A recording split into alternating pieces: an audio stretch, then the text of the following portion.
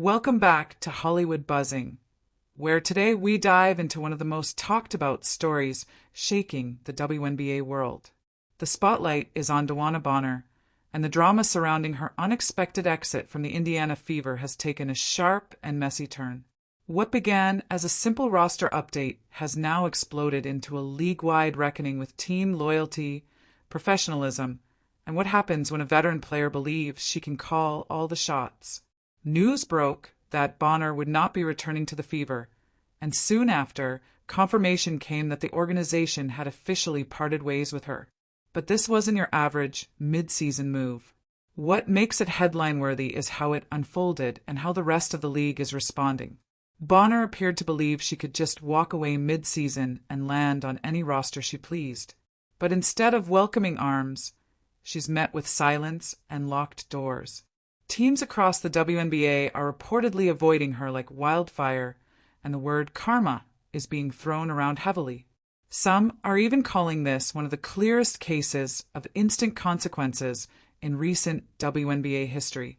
Bonner's decision to leave her team and essentially abandon her teammates, including rising star Caitlinclark, has not gone unnoticed, and it's sparking serious debates about accountability and leadership. Her public statement thanked the Fever for the opportunity and claimed the fit wasn't right.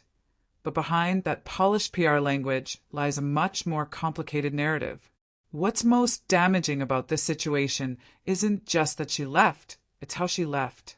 She's reportedly told every team except one, the Phoenix Mercury, not to bother signing her. That's not standard player movement. That's trying to hijack the system.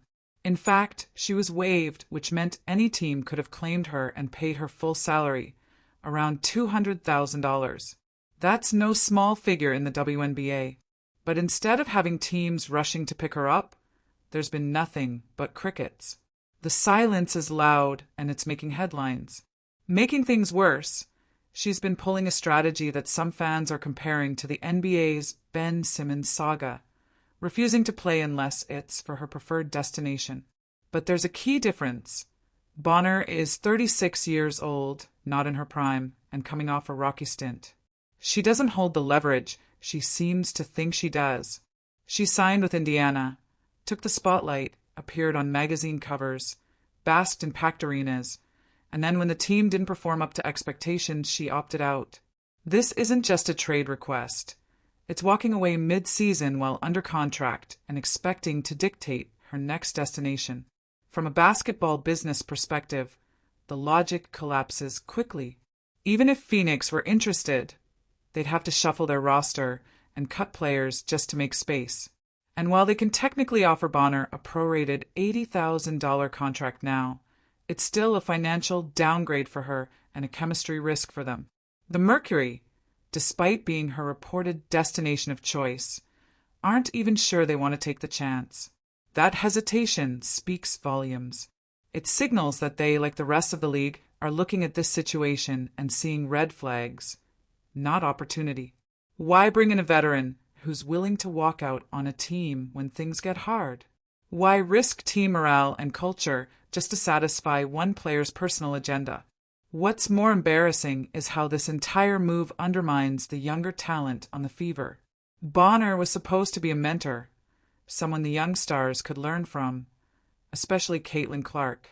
Clark has quickly become the face of the franchise and a fan favorite, but she's still a rookie who needed guidance. Instead, what she got was abandonment.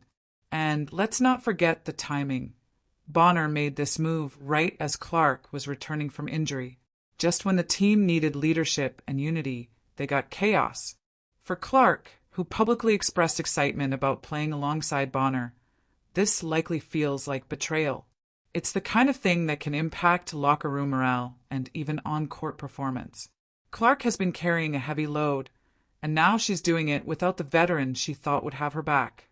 This entire ordeal has shades of unprofessionalism that are hard to ignore. Teams are distancing themselves. Fans are reacting with disappointment, and league executives are reportedly alarmed. The comparisons to Jimmy Butler's exit from Philadelphia or Ben Simmons' sit-out situation are popping up for a reason. The difference? Butler was still at his peak when he pulled his moves. Simmons, despite controversy, had age and theoretical upside. Bonner is at the twilight of her career and doesn't have the on-court output to justify these off-court headlines. Let's also examine what this means for team dynamics around the league. If Bonner's attempt to orchestrate her own move works, it sets a dangerous precedent. Why should any player honor contracts if they can simply opt out mid-season and still land on their team of choice? What message does that send to the locker room? That commitment is optional, that you can bail when it suits you? That's not the culture any league wants. From the outside, it's hard not to see this as a complete misread of leverage and professionalism. Bonner is reportedly losing over $100,000 because of this decision. That's not a smart business move. It's a miscalculation driven by entitlement. And the fact that the Mercury, the one team she wants to join, are hesitant to sign her should be the clearest sign that this has backfired. It's not just about salary, it's about respect, trust, and legacy. Bonner had a respected career. She could have transitioned into a mentorship role, helped develop the next generation, and gone out with grace. Instead, she's now known as the veteran who bailed. The WNBA is a growing league. Teams are working tirelessly to build chemistry, loyalty, and integrity. And situations like this shake that foundation. Young players are watching. Fans are watching. Sponsors are watching. And so far, the message they're seeing isn't great. No surprise that there's been a lack of vocal support from other veterans. Usually, if a player's wronged by a team, peers rally to their defense. But in Bonner's case, the silence is deafening. That tells you all you need to know about how the locker rooms feel. The Mercury would need to release a current player to sign her, which adds further complications. Why would they disrupt a winning formula and cut someone who's showing loyalty just to make space for someone who publicly walked out on their team? Coaches have to consider chemistry, not just skill sets. Bringing in someone with a recent track record of quitting isn't appealing, no matter how experienced she is. What's even more disappointing is the narrative being spun around Bonner making a business decision. This isn't business. Business would have been staying professional, handling things privately, and working toward a solution through proper channels. This was a personal move, emotional, impulsive, and publicly messy. She wanted to play with her partner, Alyssa Thomas, in Phoenix.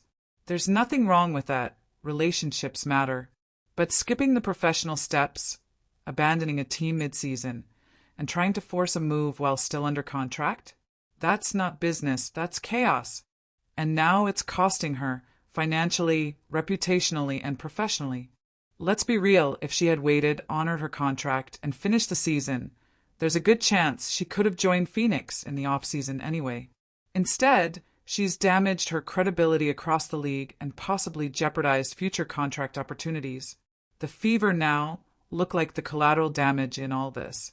They invested in Bonner, gave her a platform, and even marketed her alongside Clark.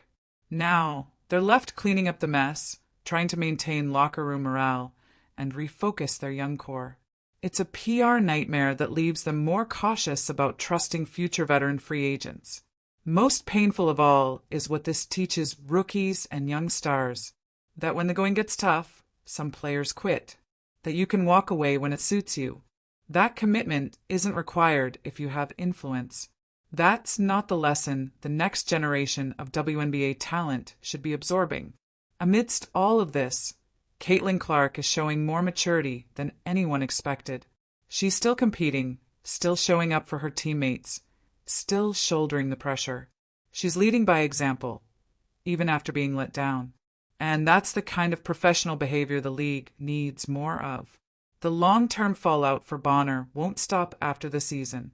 Teams and GMs remember situations like these. They remember who honored their word and who didn't. In a league as small and competitive as the WNBA, reputation is everything. Bonner is finding that out the hard way. She believed she could control the narrative, control the outcome, and dictate where she'd land.